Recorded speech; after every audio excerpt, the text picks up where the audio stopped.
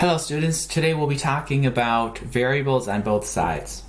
Now before we talk about how to solve for a variable on both sides, why don't we start off with a discussion on what is a variable. A variable can be seen right here as the letter x, in which it could be an unknown, it could be something that changes over time.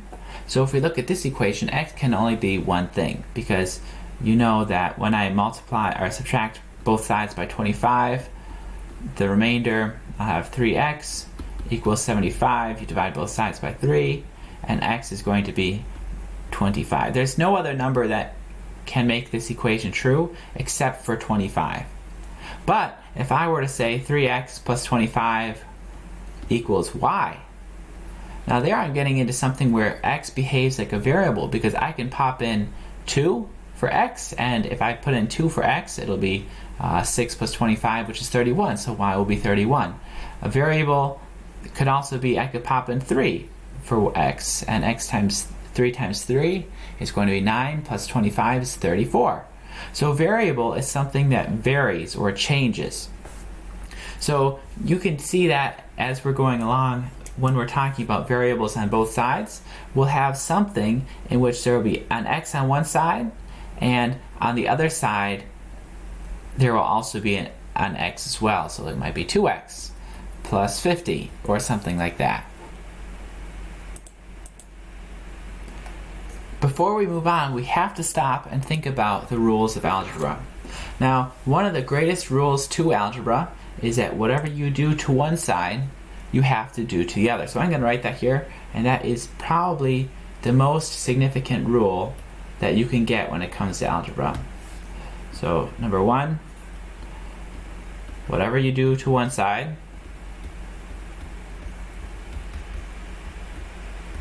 you have to do to the other. And the other rule for algebra, the other rule for algebra is that your goal is to try to isolate x. So essentially, how can you get x to be alone? So if we have an equation, for example, let's look at one really quickly here.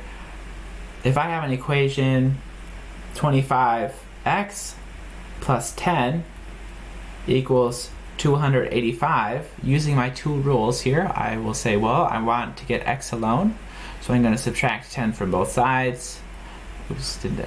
And 25x equals 275. So then you'll divide both sides by 5, asking yourself, what can I do to get x all alone? Well, x is being multiplied by 25x, so let's divide by 25 both sides, and x equals 11.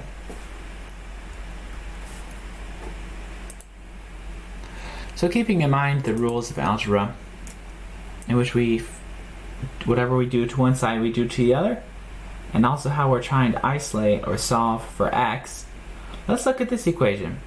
We have 4x plus 18, looks pretty standard so far, equals 10x minus 3.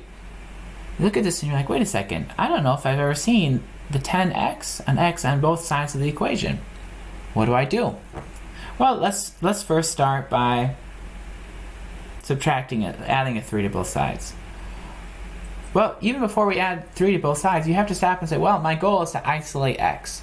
So I need to get x's, all the x's, wherever they may be in the whole entire equation, onto one side.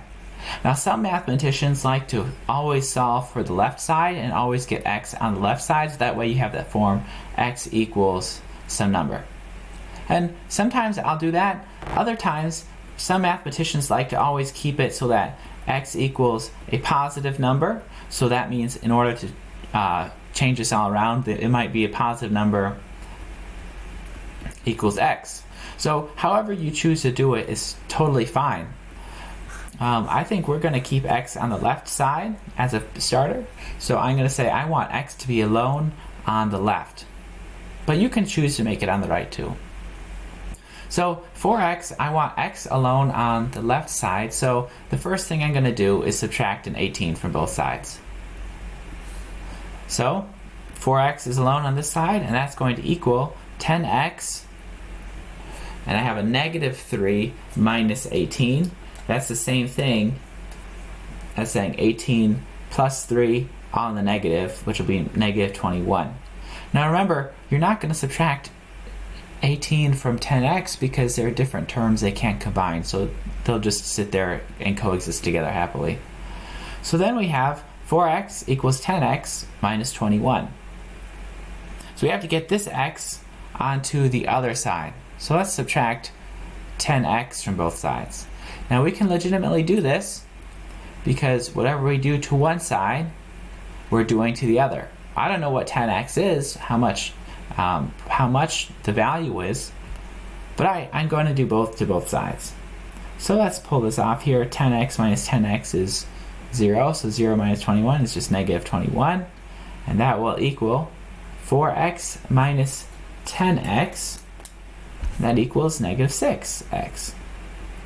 So now we can continue to solve out this equation, and as we solve it out, we'll divide both sides by negative 6. And we divide both sides by negative 6 because negative 6 is being multiplied onto x, and so therefore I want to undo that multiplication. Undoing that multiplication is division. So I'll divide both the negative and the 6 by both sides, and the answer for this equation will be x equals negative 21 over 6. Now the negatives can cancel, leaving us just with positive 21 over 6. And let's see if this can be factored really quick.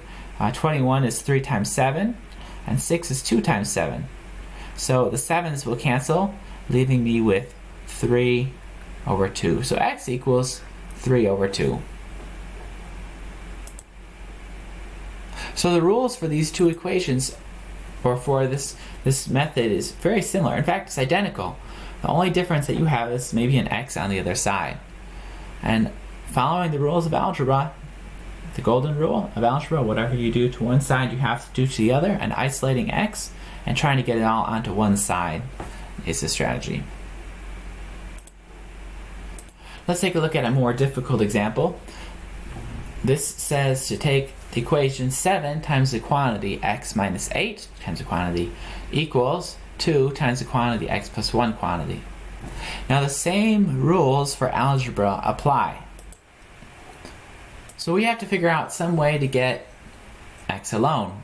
And we can only do that, oops, forgot my x there. We can only do that by doing the golden rule of algebra. So first off, let's distribute everything onto one side, or to make it more simple to see. So 2 times x, then 2 plus 1. So let's distribute this first one. 7 times x is 7x. Minus 7 times 8, or you could say plus 7 times the negative 8. And if you memorized your multiplication tables, 7 times 8 is 56.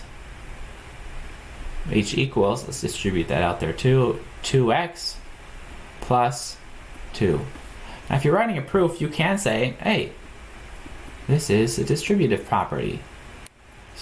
Distributive. And that's why we can do this, is because distribution. Now my next step is to say, how can I get x alone? Let's solve for x on the right side this time. So I want to get x alone on the right side. So I'm going to start by subtracting a 2 from both sides.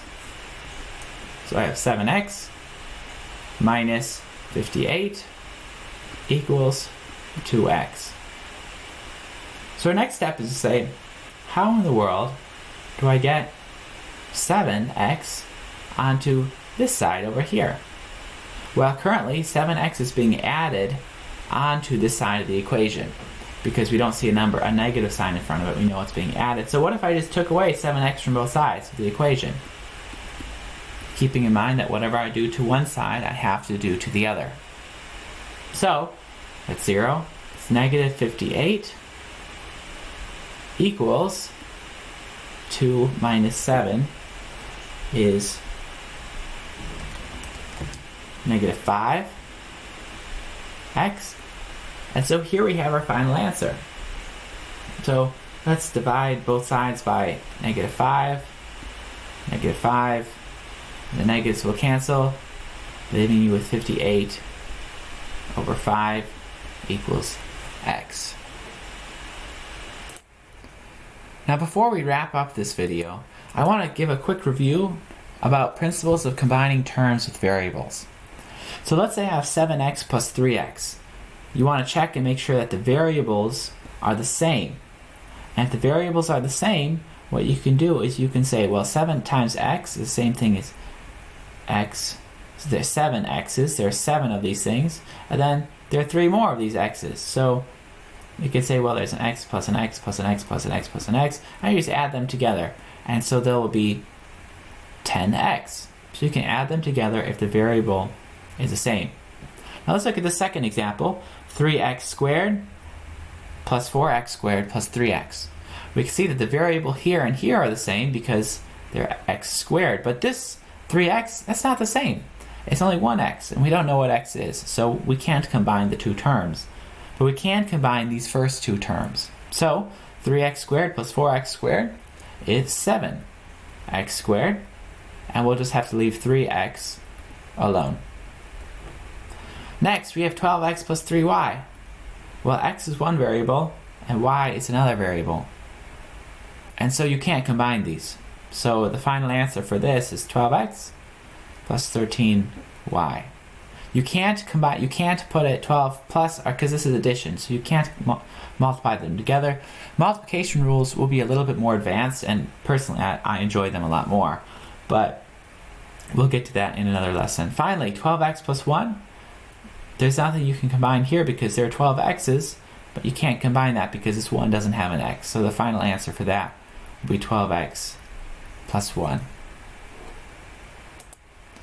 So this leaves us with a general rule. Combine like terms where possible, so 7x plus 3x, and leave unlike terms. So 12x plus 13y, you'll just leave those in simplified form.